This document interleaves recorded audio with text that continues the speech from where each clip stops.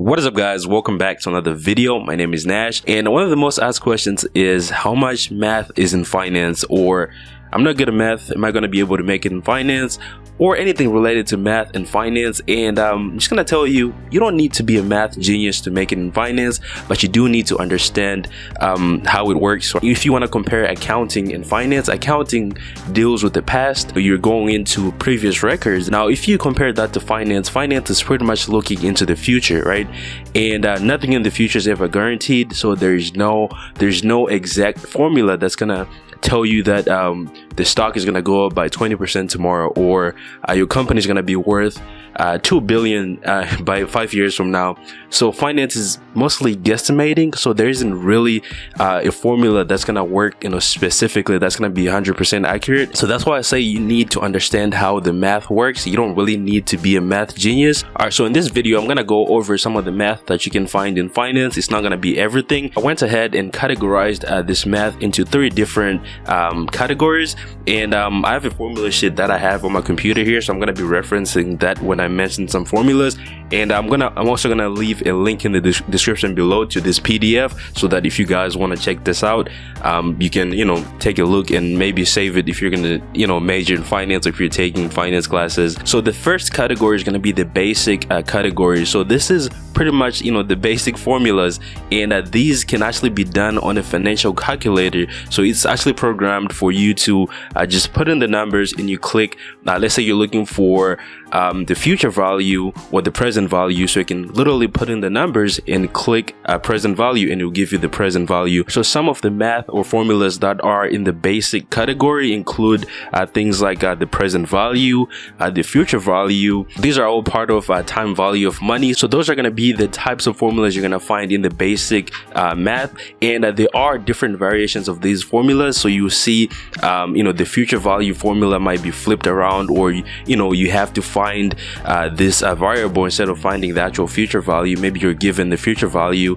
or you're working with the present value, and those are super easy, so you don't need to worry about those, because you can literally plug them into a financial calculator and it does it for you. All right, so the second category is going to be related to stocks, and this is usually when you start taking a little more advanced finance classes, where you start learning about, maybe it's introduction to investing or portfolio management, anything related to stocks.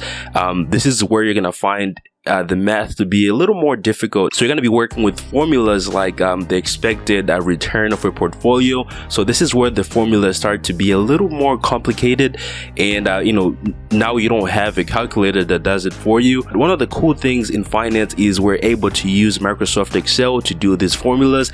So you can literally calculate these in Microsoft Excel. You can put in the variable and actually do some formulas that are gonna give you the answer. You can create your own calculator in Microsoft Excel that's gonna help you with that.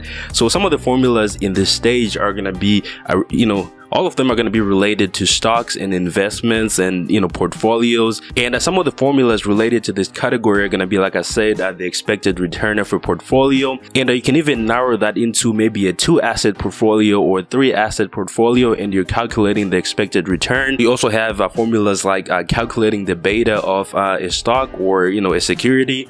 And you also have expected return on stocks. You could do like an expected return of the entire portfolio, and you can narrow it down to looking at the expected return of an individual stock. All right, so that's pretty much the gist of the formulas that are related to stocks.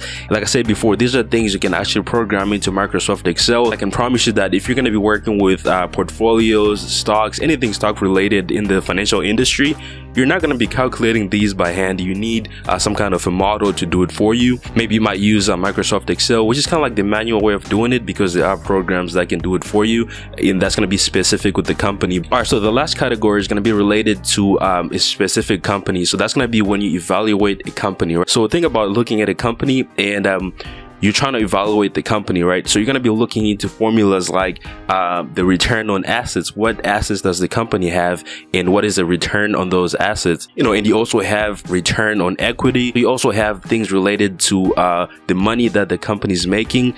So you have formulas like the gross margin. You also have the operating margin. You have the net profit margin.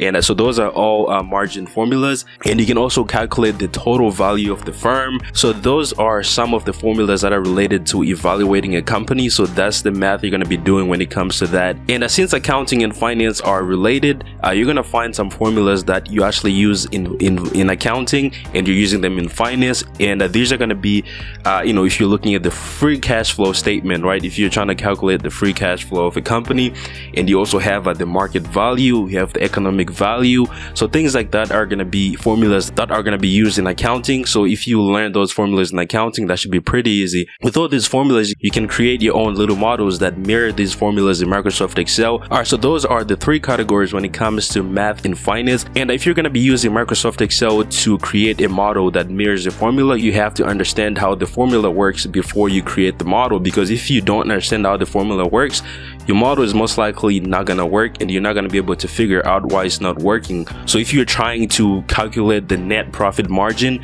you know that you have to divide net income by sales, right? So if you know the sales numbers and the net income, you can put those in Excel and create a model that just divides those two numbers, and that comes from understanding how the formula works. So that is pretty much it for this video. Let me know if you guys have any questions. If you want me to go over specific formulas, we can cover these in future videos.